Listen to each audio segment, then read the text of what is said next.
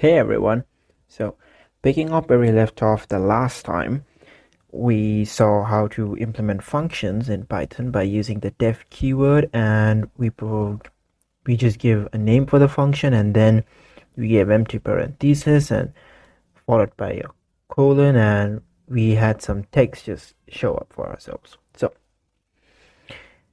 if you recall, this was the little program that we wrote, and the only thing that it did was ask for the user's name and print it out. And we saw that we can call that function as many times as we wanted by just specifying its name followed by parenthesis.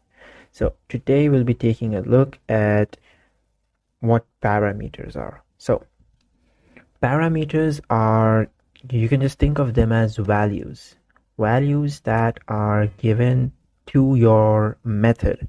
Here our method is intro. The function or method, whatever you want to call it, is intro, and empty parenthesis means there are no parameters. This function does not require values to be called.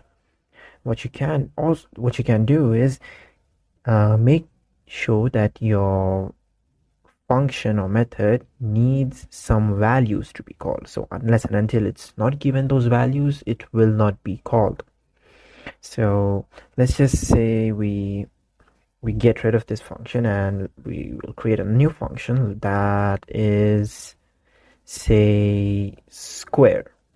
So this function is supposed to, what we provide a number, and whatever number that we provide, we will get it back squared. So let's say we have a value here.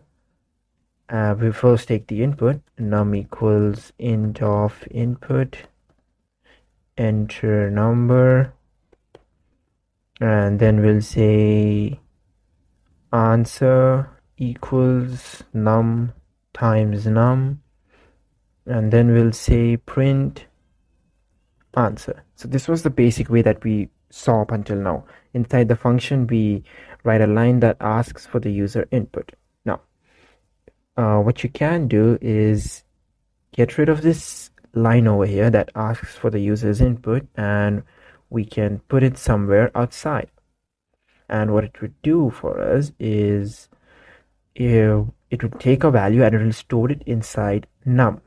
So, and the next time, whenever we call the value square, I mean the function square, what you can do is you can provide that variable inside which the number is stored, for which square, for the number for which we want to find square in this instance, and place it, give it inside the function's parenthesis, brackets, whatever.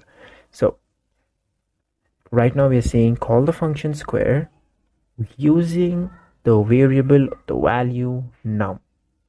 Num we will be getting from the user as an input, and we'll be providing it inside. But if you try to run this now, it will not work. It will end up throwing an error.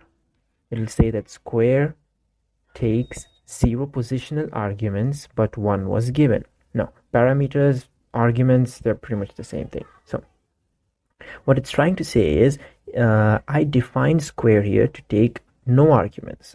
We never mentioned that it was supposed to take any arguments, but here clearly I'm passing some arguments. So for that I need to make provisions here. I need to make sure that my function takes some value. So let's just say it takes a value called number, and what my function is supposed to do is whatever number that's been given inside, it's supposed to create a new variable called answer, and it's supposed to multiply that number by itself and store it in answer and print the answer. So now if I save this and if I run this, say I say 6 as the value, I get 36. If I go back and if I run it again, maybe say 4, I get the value as 16. So once again, to go over, we call our function by providing a value inside the parenthesis, which you can call either a parameter or an argument. I mean, it's not, there is a difference, but that would be just going in too deep right now. So just for now, you can give a value inside the parentheses, and while you're defining the function, what you can do is you can say whatever number that's given here, I will be calling that this thing. Now these names can be same, they don't need to be same, it's up to you. So just so that you give proper names so that they are understood while you are actually using your code. So with that, we come to an end to parameterized functions, and I'll see you guys on the next one.